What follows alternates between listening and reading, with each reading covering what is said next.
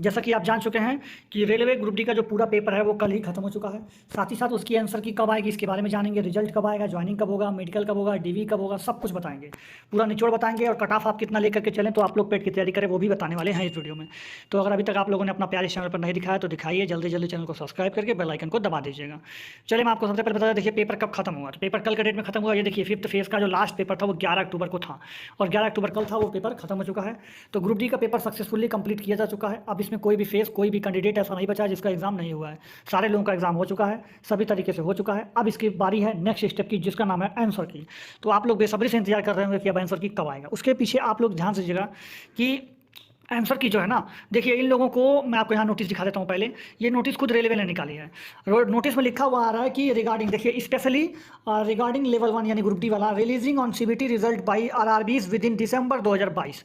मतलब जो रिजल्ट है आपका वो दिसंबर में देना है, यानी रिजल्ट आपको दिसंबर में दे देना है। तो रिजल्ट से पहले क्या क्या फेजेस होते हैं? रिजल्ट से पहले आंसर की आती है, आंसर की के बाद उसका ऑब्जेक्शन लिया जाता है, ऑब्जेक्शन के बाद उसको सॉल्व किया जाता है, फिर फाइनल आंसर की दी जाती है, फिर रिजल्ट दिया जाता है। तो इतने सारे प्रोसेस करने में कम से कम 1.5 से 2 महीना लगता है।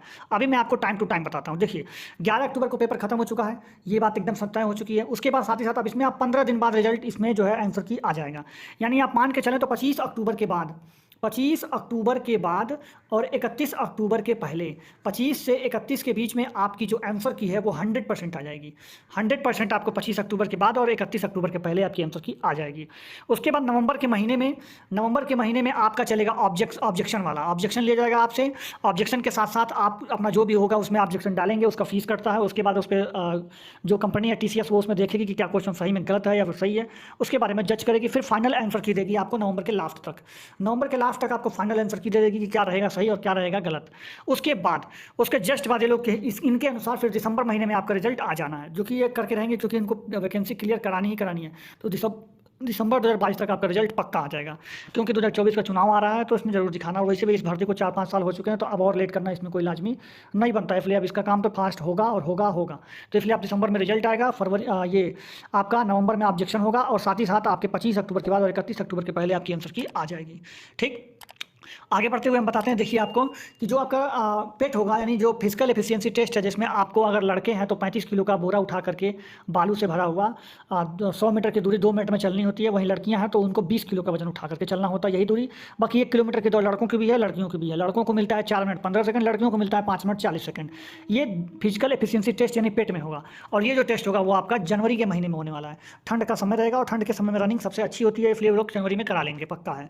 तो जनवरी में आपका होने वाला है फिजिकल एफिशिएंसी टेस्ट और पेट का एग्जाम वही। फिर उसके बाद पेट का एग्जाम कंप्लीट होने के बाद आपका डॉक्यूमेंट्स वेरिफिकेशन और मेडिकल जो है वो फरवरी के महीने में कराया जाएगा। देखिए यहाँ पे साफ साफ लिख रखा है कि फरवरी के महीने में आपको डॉक्यूमेंट्स वेरिफिकेशन कराए जाएंगे और मेडिकल कराया जाएगा। बाकी आपको मार्च अप्रैल तक 2022-23 तक आपको जो मार्च 2023 या अप्रैल 2023 तक आपको ज्वाइनिंग मिल जाएगी। या तो मार्च में मिलेगी या तो अप्रैल में मिलेगी। इन्हीं 2 महीने के अंदर आपको ज्वाइनिंग मिल जाएगी। अलग अलग जोन में अलग अलग डेट पर मिलेगी, इसलिए कहीं मार्च मिलेगा कहीं अप्रैल मिलेगा, लेकिन आपको मार्च अप्रैल तक ज्वाइनिंग मिल जाएगी। ऐसा इन्होंने नोटिस में पहले ही बता चुका है। ठीक है, अब आगे देख लेते हैं कट ऑफ की। क्या कट ऑफ रहेगा तो आप तैयारी करें। देखिए अगर आप हाई जोन से बिलोंग करते हैं, हाई जोन जहाँ पे कट ऑफ ज़्यादा जाता है, जैसे इलाहाबाद हो गया, जयपुर हो गया, बिलासपुर हो गया, हाजीपुर हो गया, गोरखपुर हो गया और न्यू दिल्ली हो गया, इन सारे जोन्स में कट ऑफ हाई जाती है, क्योंकि यहाँ पे जो सीट पर सीट कंपटीशन है वही हाई है। कम से कम 150 से ज़्यादा और 200 के बीच में एक सीट पर बच्चे बैठे हुए हैं। तो यहाँ पे मान के चलिए 50% अटेंडेंस लग रही है, तो मान के चलिए फिर भी 90 से 100 बच्चे जो है पेपर दे रहे हैं एक सीट पर। तो समझ सकते हैं कि आप कंपटीशन कितना ज़्यादा यहाँ पे टफ है। इसलिए यहाँ पर जो है पेट के लिए कट ऑफ 55 से 60, जनरल का, OBC का 52 से 55, SC का 50 से 53, ST का 48 से 50, EWS 50 से 53 और एक्ट अप्रेंटिसशिप, एक्स सर्विसमैन और जो आपका PWD है उनका 40 नंबर पर सिलेक्शन हो जाएगा। ये रही हाई जोन वाले, जिनका जोन हाई है। अब आते हैं लो जोन वाले, जिनमें लो जोन है जिनका कम कट ऑफ जाता है। देखिए कैसे समझिएगा, यहाँ पर जो अपर सीट कंपटीशन है वो अंडर 100 है, मतलब 100 के अंदर तो फॉर्म भरे हैं, अब पेपर उसका आधा देने जा रहे हैं। यानी मान के चलिए एक सीट पर 40 से 50 बच्चे पेपर दे रहे हैं, तो 40 से 50 बच्चे जब पेपर दे रहे हैं एक सीट पर, तो आप अंदाजन देख सकते हैं कि ऊपर वाले हाई जोन की तुलना में यहाँ कट ऑफ काफ़ी कम जाएगी, क्योंकि देख सकते हैं वहाँ से आधा कंपटीशन यहाँ पर है जस्ट। इसमें देखिए कौन कौन से जोन पड़ते हैं, तो आपका आता है South Central Railway, South Eastern Railway Kolkata का, Central Railway Mumbai, Southern Railway Chennai और साउथ वेस्टर्न रेलवे आपकी हुबली और वेस्टर्न रेलवे मुंबई। ये 5 जोन आपके हैं जो कि आपको कम कट ऑफ जाते हैं। यहाँ पर अगर कट ऑफ की बात करें तो जनरल में 52 से 55, ओबीसी में 49 से 52, एससी में 46 से 48, एसटी में 42 से 46, आपका ईडब्ल्यूएस 47 से 50, एक्स सर्विसमैन एक्ट अप्रेंटिसशिप और पीडब्ल्यूडी वाले जो है 40 नंबर पर सिलेक्ट हो जाएंगे। अब चलिए चलते हैं मीडियम जोन में। यहाँ पे ना कट ऑफ हाई जाती है ना ज़्यादा लो जाती है, उसके बीच में रहती है।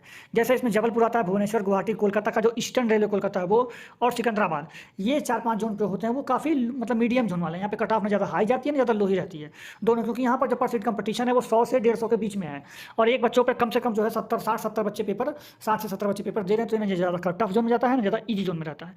तो यहाँ पर कट ऑफ अगर हम बात करें तो यहाँ पर जनरल का 54 से 58, ओबीसी का 51 से 54, एससी का 48 से 50, एसटी का 44 से 47, ईडब्ल्यूएस 49 से 50 नंबर, बाकी एक्स सर्विसमैन एक्ट अप्रेंटिसशिप पर पीडब्ल्यूडी 40 नंबर पर सेलेक्ट हो जाते हैं। तो अगर आपका इतना नंबर बन रहा है जितना मैंने बताया हाई जोन, लो जोन और मीडियम जोन में, तो आप पेट के लिए 100% बुलाए जाएंगे। 100% आप पेट के लिए तो बुलाए जाएंगे ही जाएंगे, लेकिन जरूरी नहीं कि फाइनल में हो। अब फाइनल में क्या है, देखिए पेट में जो है 3 गुना बच्चों को बुलाया जाएगा। पेट में कितना बुलाया जाएगा, तो 3 गुना बच्चों को बुलाया जाएगा। मान लीजिए वैकेंसी अगर हमारे पास 10,000 है तो 30,000 लोगों को बुलाया जाएगा पेट के लिए। अब 30,000 में से कितने फेल हो जाएंगे, मान लीजिए 4,000 फेल हो जाएंगे, 5,000 फेल हो जाएंगे, तब भी 25,000 जो बच्चे हैं वो पास हो जाएंगे। वैकेंसी 10,000 है तो 25,000 से 10,000 पे आने के लिए क्या करना पड़ेगा, उनको मेरिट थोड़ा सा अप करना पड़ेगा, और वो मेरिट कम से कम 5 नंबर अप होगी। कम से मतलब ज़्यादा से ज़्यादा 5 नंबर, कम से कम 1 नंबर, 2 नंबर, 3 नंबर, 4 नंबर कुछ भी हो सकता है, लेकिन ज़्यादा से ज़्यादा 5 नंबर तक वो मेरिट बढ़ेगी। यानी अगर आपका पेट में कट ऑफ जो भी बन रहा है, अगर आप उससे 5 नंबर एक्स्ट्रा लाते हैं तो आपको कोई भी दिक्कत नहीं होगा, फाइनल सिलेक्शन तक आप आराम से पहुंच जाएंगे। उसमें कोई दिक्कत, कोई इफ, कोई बट, कोई लेकिन नहीं रह जाएगा। लेकिन अगर आपका उतना ही नंबर है जितना पेट में कट ऑफ बना है तो आपको थोड़ी सी समस्या हो सकती है। मैं ये नहीं कह रहा हूँ कि हो ही जाएगी, लेकिन थोड़ी सी समस्या हो सकती है। तो हो सकता है कि ना भी हो पाए, लेकिन ये उम्मीद हम नहीं कर सकेंगे कि आपको कि होगा ही नहीं।